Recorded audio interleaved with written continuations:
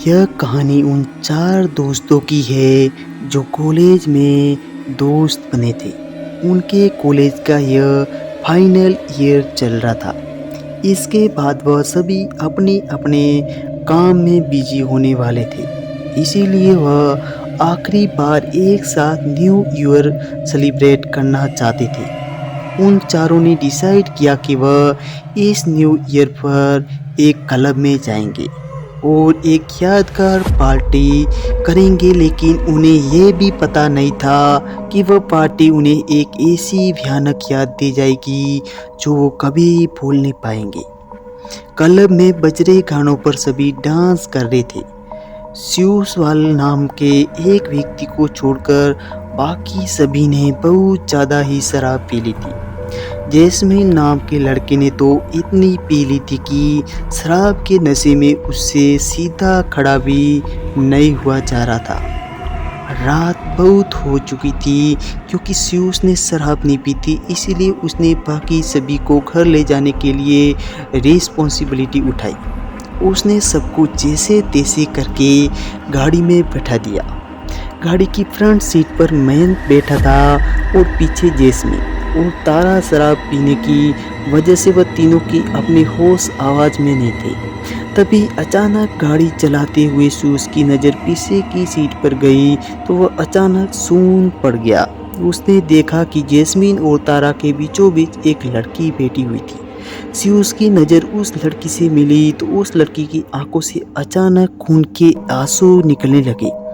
यह देखते ही स्यूस घबरा उठा। गाड़ी की स्टीयरिंग एक तरफ घूम गई। स्यूस ने जैसे तैसे करके गाड़ी संभाली और एक जगह आकर गाड़ी को रोक दी। उस लड़की को देखकर स्यूस की रूह कांप गई। जब स्यूस ने वापस पीछे मुड़कर देखा तो वह लड़की गाड़ी में नहीं थी।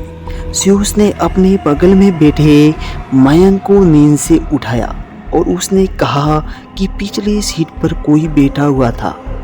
मयंक ने पीछे मुड़कर देखा तो वहाँ पे जैस्मिन और तारा के अलावा कोई भी नहीं था।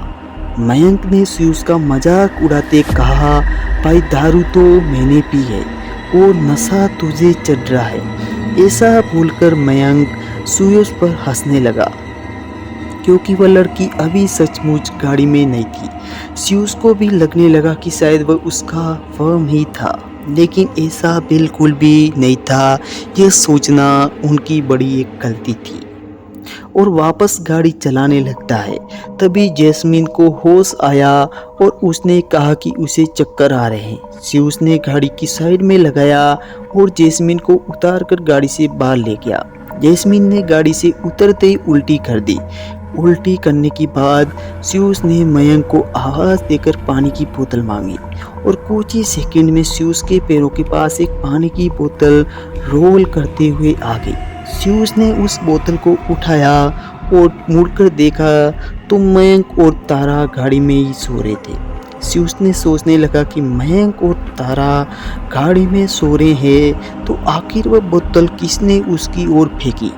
यह एक पूछने जैसा सवाल था, पर जैस्मिन की हालत ठीक नहीं लग रही थी तो स्यूस ने फटाफट से वो बोतल जैस्मिन को दे दी। स्यूस को अब कुछ तो अजीब लग रहा था।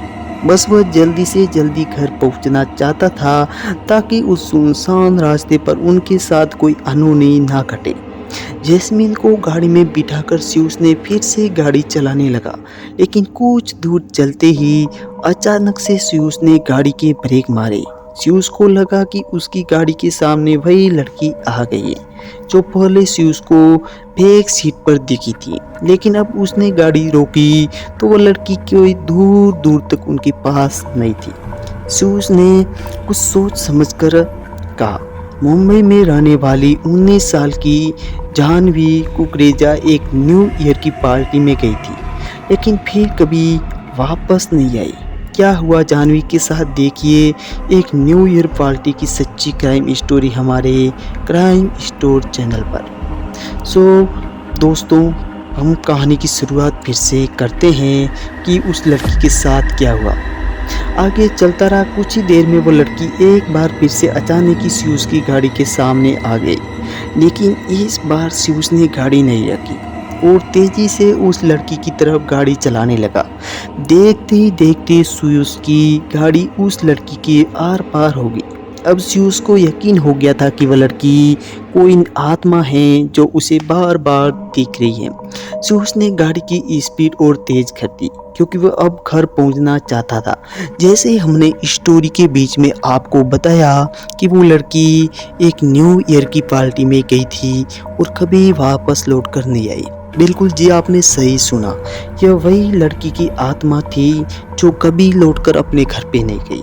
आखिर उनके साथ क्या हुआ था यह तो हम नहीं जानते, लेकिन जो आज स्यूज और उसके दोस्तों के साथ जो घटना घटित हो रही थी वही उस लड़की की आत्मा कर रही थी। दोस्तों, हमें नहीं पता कि उस लड़की के साथ वहाँ पे क्या हुआ, लेकिन उन दोस्तों के साथ तो ऐसी ज़रूर पैरानॉर्मल घटना घटित होने लगी। जैसे तैसे करके वो दोस्त अपने घर पर पहुँच जाते हैं सही सलामत। लेकिन कुछ तो था उस रास्ते पर जो स्यूज ने महसूस किया था। हम उसे बिल्कुल भी नकार नहीं सकते कि स्यूज ने कुछ देखा ही ना हो।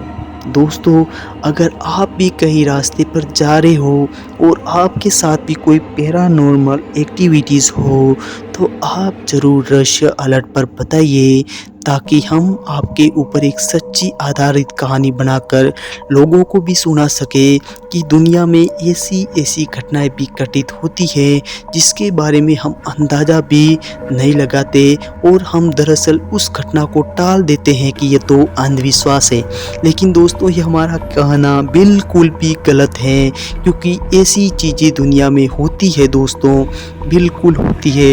इसीलिए कुछ हो ना हो, लेकिन आपको रात के समय में सफ़र करते हुए बिल्कुल ध्यान से जाना चाहिए।